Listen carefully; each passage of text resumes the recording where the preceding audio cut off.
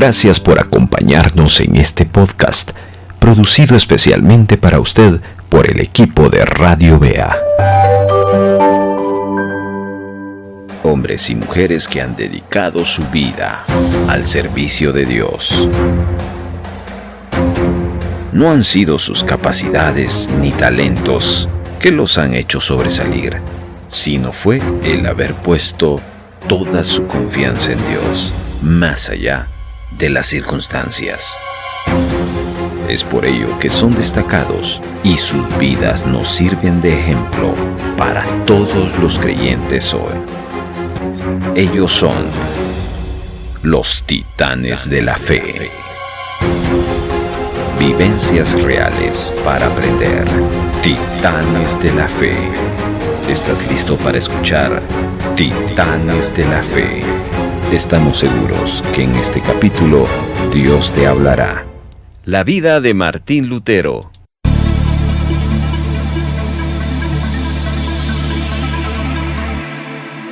Capítulo número 20. El matrimonio de Lutero.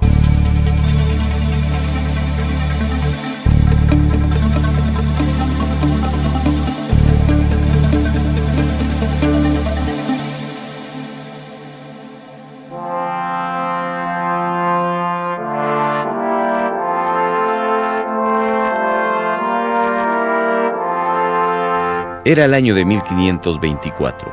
Lutero se había despojado de su vestido de fraile y empezaba a usar la toga negra de catedrático. Estaba solo en el convento por haber sido abandonado de todos los frailes.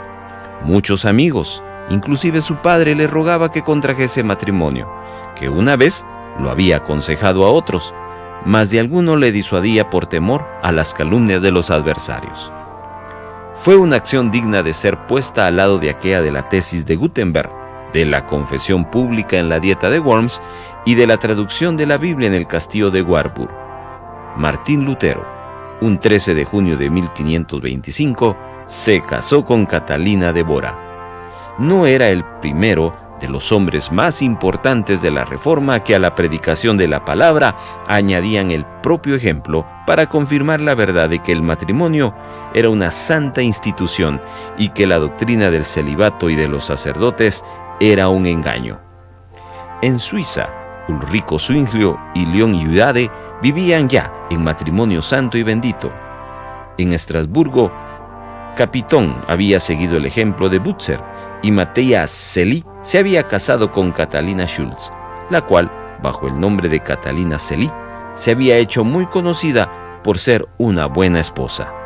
Y en Gutenberg mismo, los dos pastores, Justo Jonás y Juan Bugenhagen, que Lutero de un tiempo tan excitado por la guerra de los campesinos, el hombre más importante de la Reforma, entrase en el matrimonio, significaba un cambio completo en la vida de los ministros de la palabra y una influencia profunda en la vida del pueblo entero, porque el matrimonio de Lutero no procedió, como calumniosamente y sin ninguna prueba decían sus enemigos, del deseo de hacer más grata su vida privada. El matrimonio de Martín Lutero fue un hecho con el cual quería él defender la palabra en contra de la ordenanza y desorden del Papa. Ya su folleto a la nobleza cristiana de la nación alemana sobre el mejoramiento del Estado cristiano que escribió en 1520 contra Roma era un poderoso eco de la trompeta dirigido contra el celibato de los sacerdotes.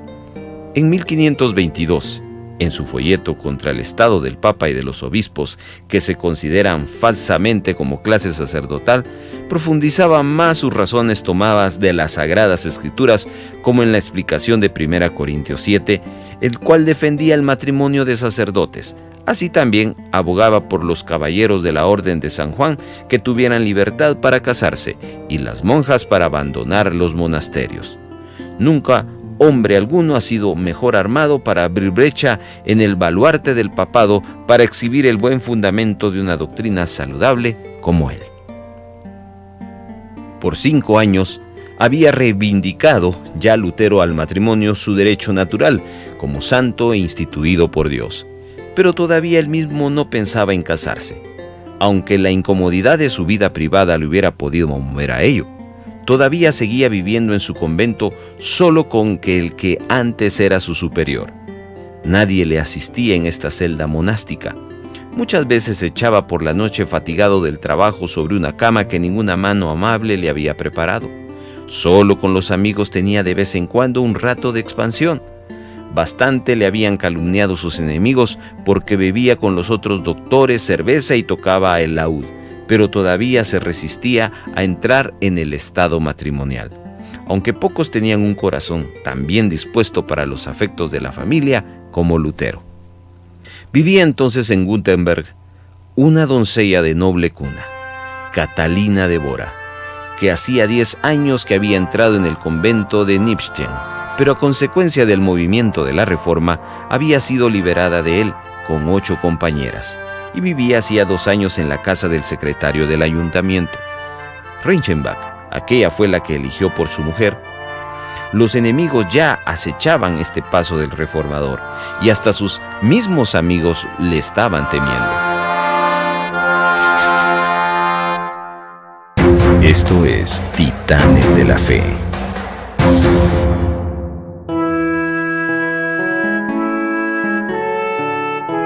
En la tarde del 13 de junio de 1525, invitó a su casa a una cena a Lucas Cranach, el célebre pintor, uno de los más importantes ciudadanos, consejeros y secretario del ayuntamiento, y a su esposa. El doctor Appel, catedrático muy estimado y afamado de cánones, que se había convertido a la fe evangélica, y además a los primeros pastores de la ciudad, Justo Jonás, párroco, y Juan Bugenhagen, y ante estos testigos, se casó con Catalina. 15 días más tarde, el 27 del mismo mes, celebró una fiesta mayor y pública, convidando para ella a muchos hombres importantes, sobre todo por el deseo de la presencia de sus padres que aún vivían. No hay duda que Martín Lutero quiso, por una parte, evitar ruido innecesario y por otro, con los testigos tan importantes que había convidado, sellar su matrimonio con el sello de una legitimidad perfecta. No era la belleza de su Catalina lo que le había movido al casamiento. Sus retratos nos presentan una mujer de una constitución sana y fuerte y facciones vivas e inteligentes, aunque de nariz un poco irregular y pómulos algo salientes. No era un amor fantástico el que le había movido, era la seguridad de que su matrimonio contribuiría al adelanto de la obra de la Reforma, a la renovación de las costumbres según la palabra de Dios. Así se fundó la casa doméstica del pastor evangélico, y desde entonces la familia del pastor, el ministro de la palabra y su esposa, los padres y los hijos, amos y criados, huéspedes y hospedados, habían ofrecido en la iglesia cristiana cuadros mil que regocijaban a los ángeles, y no hay en ella, como en la casa del cura romano, la falsamente llamada espiritualidad con que se mortificaba un Jerónimo y un Agustín, un Benedicto y un Francisco con sufrimientos secretos. Hasta el tiempo de la Reforma en la cristiandad se había desarrollado demasiado el sacerdocio en su propio perjuicio y en perjuicio de la familia y el Estado, que también son órdenes instituidas por Dios. Desde el momento en que Martín Lutero restableció los límites del estado de los pastores según la palabra de Dios, desde entonces la familia y las autoridades recobraron también su posición cristiana evangélica. Con este enlace, se separó el reformador completamente y definitivamente de las instituciones papales, animando a las almas ansiosas y débiles a seguir su ejemplo y a renunciar para siempre a los errores papistas. Se culpa a la Reforma de haber profanado el sacerdocio y a los romanos que no requerían considerar a los pastores de la Iglesia cristiana evangélica como ministros de Dios. Pero en realidad la Reforma había enseñado lo que estaba ya olvidado: el fundamento sólido del sacerdocio de todos los fieles, en el cual se funda el ministerio especial de los ministros de la palabra. Por el matrimonio de los pastores, estos empezaban a enseñar ya no solo de palabra, sino también por el ejemplo, lo que debe ser una casa cristiana. Ningún cura podía decir una conciencia tan tranquila y alegre lo que decía Martín Lutero a su esposa.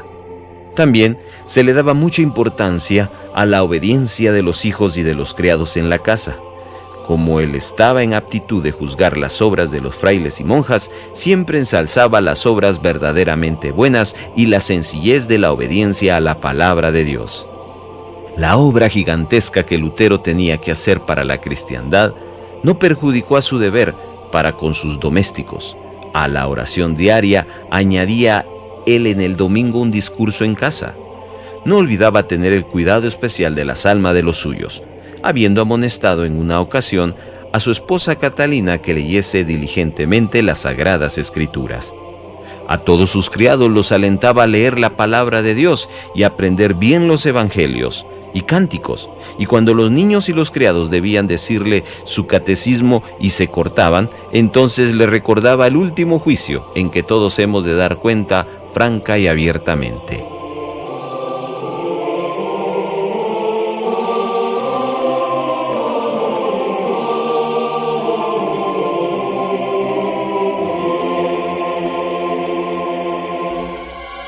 Sigamos escuchando más hechos de la vida real de los titanes de la fe. La vida de Martín Lutero.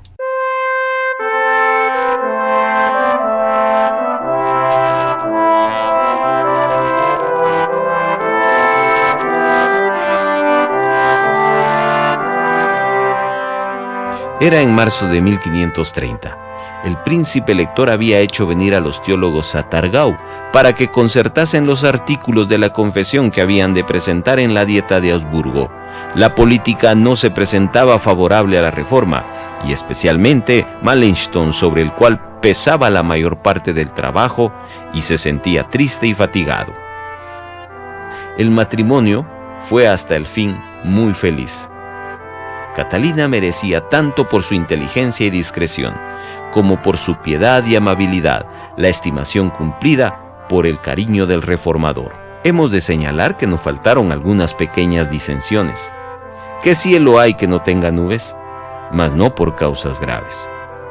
Lutero era excesivamente generoso con los pobres, a la vez que no tenía mucho salario.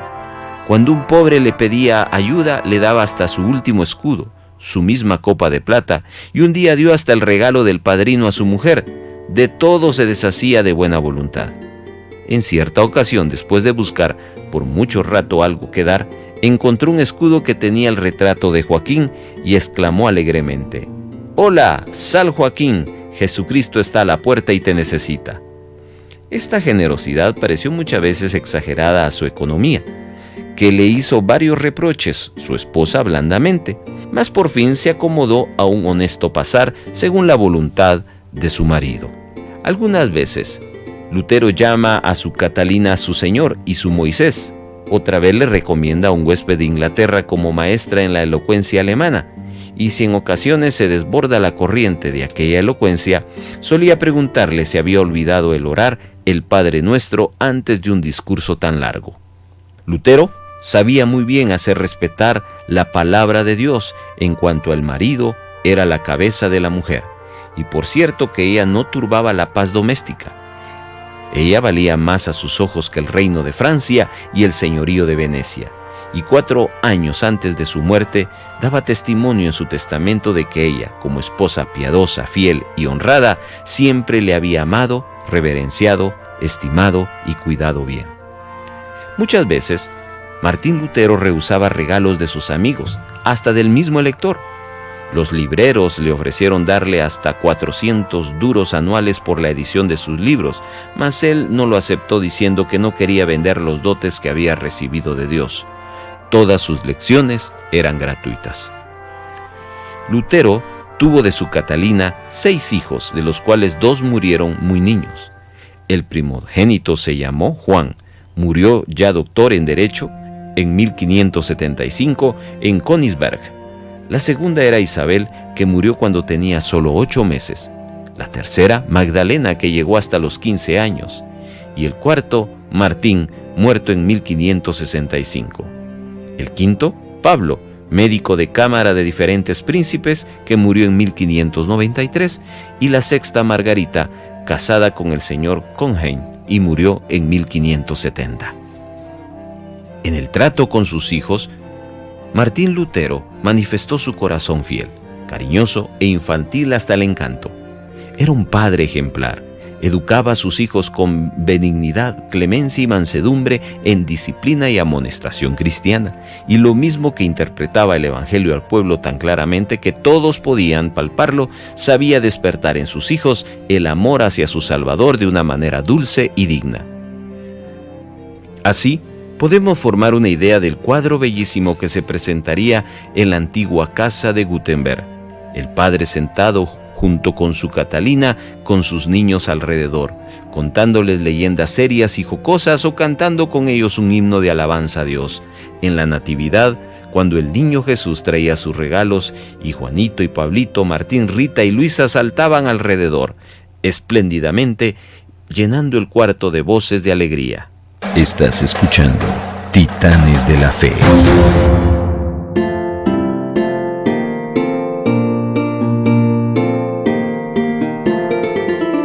Lutero no era melancólico o místico. Estando seguro de una vez para siempre de su salvación y habiendo logrado la libertad verdadera que sabe usar del mundo sin abusos, disfrutó de los placeres inocentes de la tierra sin escrúpulos de ningún género, siendo puro él. Todas sus obras eran puras. Estando en casa le gustaba, después de haber pasado la mayor parte de tiempo estudiando en su despacho, tener en la mesa una agradable reunión para la distracción necesaria. A menudo él mismo dirigía la conversación, sabiendo divertir y dar expansión a sus huéspedes, uniendo maravillosamente lo serio con lo jocoso. Sus amigos han coleccionado anécdotas y chistes pronunciados en tales ocasiones que andan impresos bajo el título de Conversaciones de Mesa del Dr. Lutero. Es verdad que en alguna ocasión Lutero no era todo lo escrupuloso que debiera en escoger sus frases, mas querer calumniarle por esto, como lo han hecho muchos tratando de atacarle en la comida y junto al vaso de cerveza por no poderle vencer en las dietas y en el púlpito, es manifestar injusticia. No lejos de Gutenberg hay un pozo rodeado de encinas y tilos que hoy en día se apellida aún la Fuente de Lutero. Allí iban muchas veces acompañado de su familia y amigos, y en tales ocasiones recordaba la fuente de Jacob en Sichar y la conversación que ahí tuvo Jesús con la samaritana. Encontraba también placer especial en sus jardines, de los cuales tenía varios fuera de las puertas de la ciudad. La mayor parte los cultivaba por sí mismo, y así escribía un día a su amigo Spalatin: «He cuidado mi jardín y arreglado mi pozo, y todo ha ido bien. Ven a verme». En una hermosa tarde de primavera de 1541, entre sentimientos mezclados de gozo y ansiedad, como algunas veces nos sorprende en la estación deliciosa de mayo, dijo a Justo Jonás: «Si el pecado y la muerte fueran quitados de en medio, ya podríamos contentarnos con tal paraíso, mas será mucho más delicioso cuando este viejo mundo sea renovado enteramente y principie la primavera eterna que ha de permanecer para siempre». Con todo, no le faltó a Martín Lutero la cruz doméstica. Él mismo pasó varias veces por graves enfermedades, pero el golpe más fuerte que sufrió fue la muerte de su querida Magdalena, que expiró en los brazos de su padre, orando un 20 de octubre de 1542, a la edad de 14 años. Mas como fiel discípulo del Salvador, llevó esta cruz con resignación y sacrificio al Señor, aunque con pena lo más querido que poseía. Después del entierro, Martín Lutero dijo: «Ahora mi hija está bien guardada, tanto de cuerpo como de alma.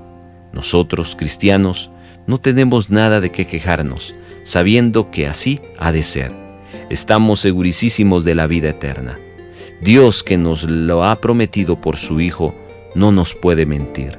Si mi hija, volviendo a la vida, me trajera un reino, no la querría. Ella ha ido bienaventurada a los muertos que mueren en el Señor. El que muere así tiene asegurada la vida eterna». Esta oración nos trae a la memoria del piadoso Job. El Señor lo ha dado, el Señor lo ha quitado. Sea alabado el nombre del Señor.